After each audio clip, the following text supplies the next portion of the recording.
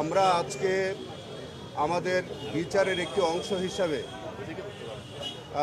ডিজিএফআইয়ের কমপ্লেক্সের ভিতরে জেআইসি নামক যে প্রতিষ্ঠানটি ছিল, যেটাকে একটা অন্যতম টর্চার সেল বা আয়নাগর হিসেবে পরিচিত, সেই জেআইসি পরিদর্শনের জন্য আমাদের মাননীয় 3 জন বিচারপতি, আমাদের ঊর্ধ্বতন সাংবাদিক জনাব মতিউর রহমান চৌধুরী, আমাদের প্রসিকিউশন টিমের সদস্য সহ আমরা সকলে উপস্থিত ছিলাম।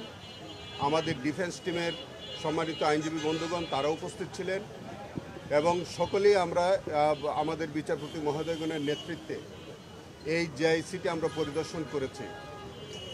সেটা পরিদর্শন করতে গিয়ে যে বিষয়টি দেখা হয়েছে সেটা হচ্ছে যে এই জেআইসি নামক যে প্রতিষ্ঠানটি, এইটি ছিল মানুষকে ধরে এনে সেখানে বন্দি করে রেখে তাদের উপরে যে অত্যাচার এবং নির্যাতনের যে একটা সেল, যেটা পরবর্তীতে সর্বজন পরিচিত আয়নাগর হিসেবে পরিচিতি পেয়েছে।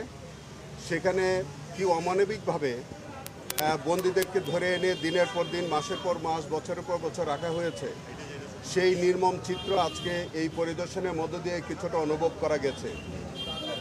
আপনারা জেনে থাকবেন যে আজকে যে জেআইসিটি, এখানে কিন্তু আমাদের ব্রিগেডিয়ার আজমি সহ অনেক বন্দীদেরকে এই জেআইসিতে রাখা হয়েছে। দিনের পর দিন তাদের উপর অত্যাচার নির্যাতন করা হয়েছে। আরও একটি বিষয় দেখবেন, 1/11 সময় আজকের মাননীয় প্রধানমন্ত্রী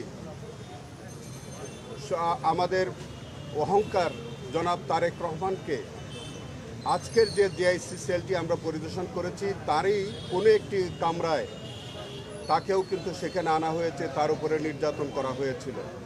এটাও কিন্তু আমাদের ইনভেস্টিগেশনে বিভিন্ন সাক্ষীদের মুখের বর্ণনা থেকে সেই তথ্যও পাওয়া গেছে এবং পর্যায়ক্রমে এগুলি বিচারের রিফ্লেকশন হবে।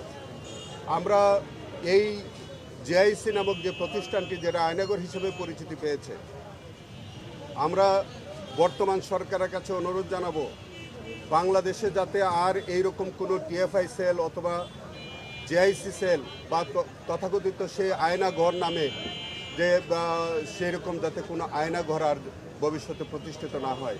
বিগত সরকার শেখ হাসিনার নেতৃত্বে একটি অমানবিক রাষ্ট্র কায়েম করা হয়েছিল, যেখানে কিছু সংখ্যক অতি উৎসাহী আইনশৃঙ্খলা বাহিনীর সদস্যরা সরকারের কিছু অসৎ উদ্দেশ্য বাস্তবায়নের জন্য এই আয়নাগর নামীয় টর্চার সেলগুলো বাংলাদেশে প্রতিষ্ঠা করেছিল। সেখানে বিভিন্ন রাজনৈতিক দলের নেতৃবৃন্দ, বিভিন্ন ইসলামিক সংগঠনের নেতৃবৃন্দ, যারা মতপথের ভিন্ন ব্যক্তিত্ব ছিলেন, তাদেরকে ধরে এনে অনেক মানুষকে সেখান থেকে পরবর্তীতে গুম করা হয়েছে। সেই গুমের অনেক ভিকটিমদের আমরা কিন্তু এখন পর্যন্ত তাদের হদিস পাইনি। অনেক ভিকটিমদেরকে সেখানে মাসের পর মাস, বছরের পর বছর আটকে রাখা হয়েছে, তাদের উপরে অবর্ণনীয় নির্যাতন করা হয়েছে।